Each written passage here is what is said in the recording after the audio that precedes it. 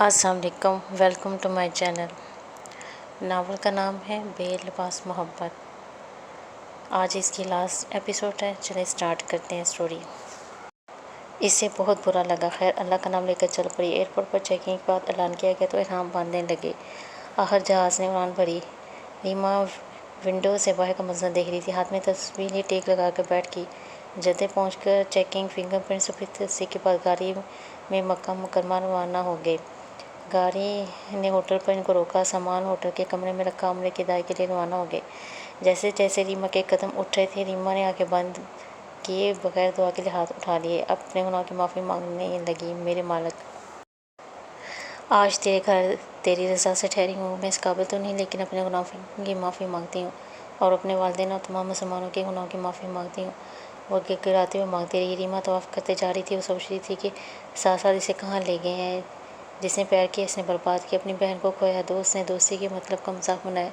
इसके आंसू तकबीरात के साथ गिरने लगे। तो तवाफ़ के बाद सफ़ा मरवा का चक्कर लगा के नवाफिल पढ़ने के बाद रीमा के वालिद ने रीमा उसकी वालदा के बाल एक पोरता काटे। वापस होटल आने के बाद फ्रेश होकर दोबारा फजर की नमाज के लिए हरम रवाना हो गई।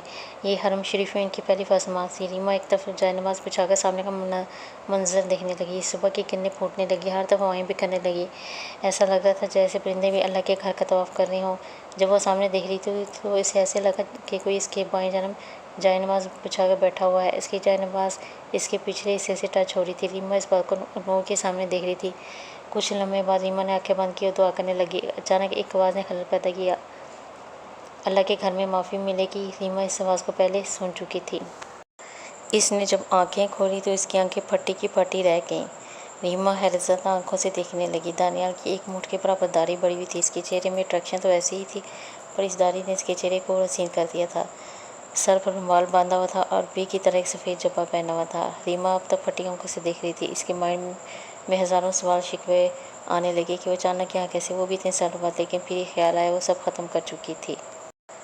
वो बिन सवाल किए गिरते आंसुओं के साथ फ़ौरन उठी और जाने लगी। इसका दिल चाह रहा था कि तानिया से सवाल करे, गिल्ला करे, शिकवे करे, लेकिन वो किसी की माँ न थी और उसमें वो खाना नहीं चाहती थी। रीमा जाने लगी। इतना बोली, मेरे दिल में कोई ख्वाहिश नहीं, खुदारा दोबारा सामने मत आना, मैं किसी की निकाह में हूँ। ये कहकर चलने लगी। जानता हुई कि आवाज़ ने फिर रीमा के बढ़ते कदमों को रोकने पर मजबूर कर दिया।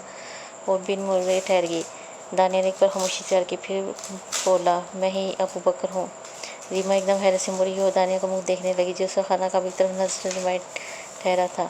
अबू बकर, रीमा ने आहिस्ता आवाज़ में कहा। अबू बकर ने रीमा के नूरानी चेहरे की तरफ देखा और अपनी पीछे जाए नमाज पर बैठकर फिर रीमा को बैठने का इशारा किया। खाना का वो नजर देखा, कहा बड़ी, फिर रीमा के हैरतज़दा चेहरे को देखकर कहने लगा, तुम जानती हो इस दिन तुम्हारी ज़िंदगी बर्बाद करने के बाद मेरे साथ क्या हुआ था। फिर अपनी ज़िंदगी की दास्तान सुनाने लगा। अबू बकर सोशल मीडिया पर अनजान रुकीन के फेक नाम दानियाल इस्तेमाल करता था।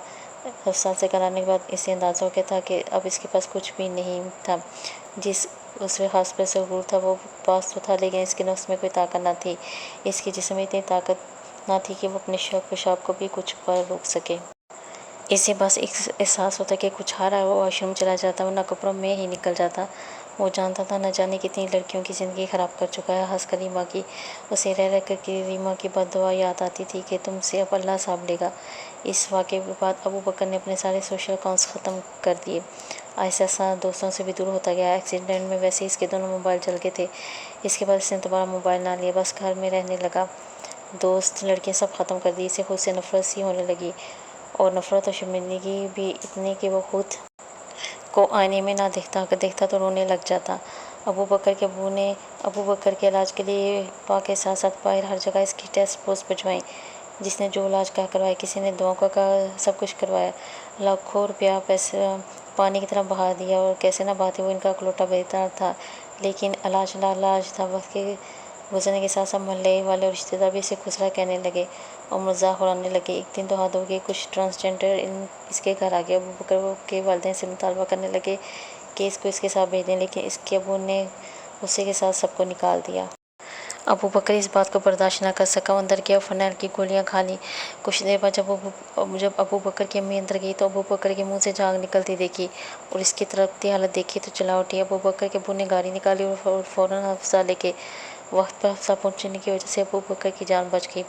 جیسے ابو بکر کو ہوش آیا، ابو بکر کی مما نے ابو بکر کے پاؤں پر ہاتھ رکھ کے اسے چومنے لگی، روتے ہوئے بولی کہ بیٹا ہم سے کوئی غلطی ہوئی جو تم ایسا کر کے ہمیں سزا دے رہے ہو، اگر تجھے کچھ ہو جاتا تو ہم زندہ رہتے۔ ابو بکر کے والد نے ابو بکر کو پیار کیا، بولے غلطیاں انسان سے ہوتی ہیں، تکلیفیں انسان کا مقدر ہے، ان سے مقابلہ کیا جاتا ہے، ایسے بزدل نہیں بنتے، دنیا والے کچھ بھی کہیں تو آج بھی ہمارا سہارا ہے۔ ابو بکر کو احساس ہوا کہ اس نے یہ غلط کیا، وہ صرف اپنے ہی کیوں سوچتا ہے۔ پھر اس نے ارادہ کیا کہ آئندہ ایسا کوئی قدم نہیں اٹھائے گا، بلکہ اب وہ اپنی زندگی کو اللہ کے راستے پر ڈال دے گا۔ وقت کے ساتھ ساتھ اب اس نے پنجگانہ نماز پڑھنا شروع کر دی اور خود کو مصروف رہنے کے لیے حفظ کرنا شروع کر دیا۔ ابو بکر سارا دن مسجد میں وقت گزارتا، نہ کسی سے ملتا نہ بات کرتا۔ اب اس کا ایک ٹارگٹ تھا حفظ قرآن بننا۔ ابو بکر کی آواز ویسے ہی ماشاءاللہ پیاری تھی، تو اس کے ساتھ اسے قرأت کے ساتھ قرآن پڑھواتے۔ جیسے جیسے وہ قرآن کو حفظ کرنے لگا، اس کا شوق اور بڑھنے لگا اور 2 سال میں اس نے قرآن حفظ کر لیا۔ حافظ قرآن بننے کے بعد ابو بکر کے استاد نے اسے عالم بننے کا مشورہ دیا، کیونکہ اس عمر میں بہت کم لوگ اتنی جلدی حفظ کرتے ہیں، اور خود اب ابو بکر کا مقصد سیدھے راستے پر چلنا تھا، اس کے لیے علم کا اور ہونا ضروری تھا، اور ویسے بھی اس کے پاس کرنے کو کچھ نہ تھا، تو وہ جلد ہی عالم بننے کی کلاس لینے لگا۔ خود بھی فارغ ٹائم قرآن پاک کے ترجمے کا مطالعہ کرنے لگا۔ وہ ان 2 سے 3 سالوں میں ریما کو نہ بھول سکا۔ اکثر خواب میں اور خیال میں ریما کی بات یاد آتی۔ اس نے ایک بار ریما کو کال کر کے معافی مانگنا چاہی، لیکن اس کے پاس ریما کا نمبر نہ تھا۔ وہ صرف اللہ سے دعا کرتا کہ دوپہر 1-2 بار اسے اس قابل بنا دے کہ وہ ریما سے معافی مانگ سکے۔ وقت گزرتا گیا اور وہ عالم بنتا گیا۔ اس کی زندگی کے 4 سال اور بیت گئے۔ اس کی عمر 33 سال ہو گئی تھی اور اب وہ عالم بننے کے آخری مراحل میں تھا۔ ساتھ ساتھ وہ مسجدوں میں بیان اور خطبہ بھی دینے لگا۔ اس کے علاوہ وہ اپنے ابو کے بزنس کو بھی وقت دینے لگا۔ یہ مکمل طور پر بدل گیا تھا۔ اس کا انداز گفتگو بالکل نرم اور بااخلاق سا تھا۔ ابو بکر ہر کسی کی مدد کرنے میں پیار کرتا۔ اسے اب اس دنیا سے کوئی غرض نہ تھی۔ وہ معمول کی طرح پیدل مسجد سے بیان کر کے واپس آ رہا تھا۔ اس کا گلا اچانک خشک ہونے لگا اور شدید پیاس لگنے لگی۔ اسے پتہ تھا اگلے موڑ میں کچھ فاصلے پہ ایک دکان ہے۔ وہ آگے بڑھنے لگا کہ اچانک اسے پیچھے سے کسی نے صدا دی۔ اس نے مڑ کر دیکھا تو فقیر تھا۔ کالا لباس، سبز آنکھیں، سفید چھوٹی سی داڑھی تھی۔ لباس کافی گندا تھا۔ ہاتھ میں ایک پیالہ تھا جس میں صاف شفاف پانی تھا۔ ابو بکر فقیر کی صدا سن کر مڑا، اس کے قریب گیا اور جیب میں ہاتھ ڈال کر کچھ نکالنے لگا۔ فقیر نے دیکھا اور ہنسا اور بولا، نہ پتر نہ، میں لینے نہیں آیا، تجھے دینے آیا ہوں، لے گا؟ یہ کہہ کر اس نے پیالے کی طرف آنکھوں کا اشارہ کیا اور پھر ہنستے ہوئے بولا، بہت پیاس لگی ہے نا تجھے، لے یہ پی۔ یہ کہہ کر اس نے پیالہ بڑھا دیا۔ ابو بکر نے جیسے پیالہ پکڑا، پانی پینے کا ارادہ کرنے لگا تھا کہ فقیر نے منہ بھر کر اندر تھوک دیا اور ابو بکر کو دیکھا سنجیدہ ہو کر بولا، پی اپنے گناہوں کو۔ ابو بکر اس کی گول آنکھوں میں دیکھ رہا تھا۔ فقیر کی بات سن کر اس کا جسم ٹھنڈا سا پڑنے لگا۔ ابو بکر نے پیالہ تو تھام لیا تھا، لیکن اسے اب بالکل پیاس نہ تھی۔ اس کی زندگی میں ہزاروں فقراء آئے، لیکن سب نے کچھ مانگا تھا، کوئی دینے نہ آیا تھا۔ ابو بکر کی آنکھیں نم ہونے لگیں۔ وہ سمجھ گیا کہ وہ اس تھوک کو دیکھ کر اپنے غلیظ کاموں اور پیاس کو یاد کرنے لگا اور آسمان کی طرف دیکھنے لگا اور گرتے آنسوؤں کے ساتھ دل میں کہنے لگا، اے اللہ، بس تو مجھ سے راضی ہو جا، اور بیٹھ کر پانی کا پیالہ پینے لگا۔ ابو بکر نے پیالہ خالی کر دیا۔ وہ زاروں قطار رونے لگا۔ اسے ایسا لگا جیسے آج اس نے اپنے گند کو چاٹا ہو، اب اس کا من صاف ہوا ہو۔ فقیر نے ایک نظر آسمان کی طرف اور کہکے لگاتے ہوئے بولا، وارے مالک، ادھر وہ کامیاب، ادھر یہی کامیاب۔ پھر وہ ابو بکر کے پاس بیٹھا، اس کے سر پر ہاتھ پھیرا اور بولا، پتر، میں کو مارنا بڑا اوکھا ہے، تو اس امتحان میں پاس ہے۔ ابو بکر روتے ہوئے فقیر کے گلے لگ گیا اور بولا، بابا، میں بہت برا ہوں، میری میل ختم ہی نہیں ہوتی۔ فقیر نے ایک آہ بھری اور بولا، پتر، امتحان تھے، ابھی اور بھی باقی ہیں۔ وہ اس کے چہرے کو دیکھتے ہوئے پھر بولا، اچھا، کیا چاہتا ہے تو؟ ابو بکر نے چہرے کو صاف کر لمبا سانس لیا، پھر ایک مسکرا کر بولا، بابا، رب کو منانا ہے۔ فقیر نے جواب دیا، تو اس کے بندے کو منافی کا راستہ تیرے پاس ہے، بس پہچاننا تجھے باقی ہے۔ یہ کہہ کر فقیر اٹھا اور ساتھ ابو بکر کو بھی اٹھایا، اس کا ہاتھ پکڑ اس کے چہرے پہ پھونک ماری، بولا، جا، تیرا روب دور کر دیے، جا جا، اب چلا جا۔ بابا دوسری طرف چل دیا۔ ابو بکر دوسری طرف۔ کچھ قدم آگے جا کر ابو بکر نے پیچھے دیکھا، وہاں کوئی نہ تھا۔ وہ حیران ہوا، پیچھے کی طرف آیا، بھاگا، ادھر ادھر دیکھا، لیکن دور دور تک وہاں کوئی نہ تھا۔ گھر پہنچتے ہی ابو بکر کو تیز بخار کے ساتھ ناف والی جگہ پر تیز شدید درد ہونے لگا، اتنا شدید کہ وہ بے ہوش ہونے لگا۔ ابو بکر کے ابو اسے فوراً ڈاکٹر کے پاس لے گئے۔ ڈاکٹر نے ٹیسٹ کر کے یورولوجسٹ سے کنسلٹ کیا۔ ڈاکٹر نے ارجنٹ آپریٹ کی پرمیشن مانگی، جس کی اجازت اس کے ابو نے دے دی۔ جب آپریٹ ہو گئے تو ڈاکٹر سب حیران تھے کہ جو پہلے ایکسیڈنٹ میں ویز ختم ہو چکی تھی، ان میں دوبارہ سرکولیشن سٹارٹ ہو چکی تھی۔ یہ کرشمہ تھا۔ انہوں نے ابو بکر اور اس کے والدین کو مبارکباد دی۔ ابو بکر جانتا تھا کہ یہ سب اللہ کی طرف سے ہے، اس نے مجھے ایک اور موقع دیا۔ وہ بستر پر لیٹے ہوئے آنکھیں بند کیے اللہ کے سامنے سر پر سجود ہو گیا اور اس کی آنکھوں سے آنسو ٹپکنے لگے۔ وہ جانتا تھا وہ اس قابل اب بھی نہ تھا۔ ٹھیک ہونے پر اس نے ریما کو تلاش کرنے کا ارادہ کر لیا۔ اس نے سوچ لیا وہ ریما سے معافی مانگے گا، بتائے گا اب وہ بدل گیا ہے اور یہ سب صرف اس کی وجہ سے اپنا عالم کا کوس 2 ماہ میں مکمل کے لاہ کی طرف چل دیا۔ آج پھر وہ اپنی گاڑی پر تھا، لیکن اب ارادہ خود کی غلطی کو سدھارنا تھا۔ وہاں پہنچ کر وہ اس جگہ پہنچا جہاں اس نے آخری بار ریما کو ایک گھر میں جاتے دیکھا تھا۔ اتنے سالوں کے بعد یہ جگہ کافی بدل گئی تھی، اسے اب کنفرم یاد نہ تھا۔ ابو بکر نے 2 دکانوں سے اس کے ابو کو پوچھا تو پتہ چلا وہ لوگ یہاں سے چلے گئے ہیں اور کہاں گئے یہ نہیں پتا۔ ابو بکر نے اس مسجد میں نماز ادا کی اور دعا کے بعد سوچنے لگا کہ اچانک سے فیکٹری کا نام یاد ہے جس میں اس کے ابو جاب کرتے تھے، لیکن وہ جانتا تھا کہ فیکٹری میں ایسے داخل نہیں ہو سکتا، نہ ہی وہ ایسے ریما کے ابو کو بلا سکتا ہے۔ پھر کچھ دیر سوچتا رہا، پھر گاڑی فیکٹری کی طرف دوڑا دی۔ وہاں باہر ٹھہرے گارڈ سے کسی جاب کا پوچھا اور ایک کاغذ پر امام مسجد یا خدمت کی درخواست لکھ کر اندر بیٹھے سپروائزر کو دے دیا۔ واپس گھر کی طرف روانہ ہو گیا۔ کچھ دن بعد سپروائزر نے کال کی اور پیش امام مسجد کی دیکھ بھال کی جاب ہونے جانے کی مبارکباد دی۔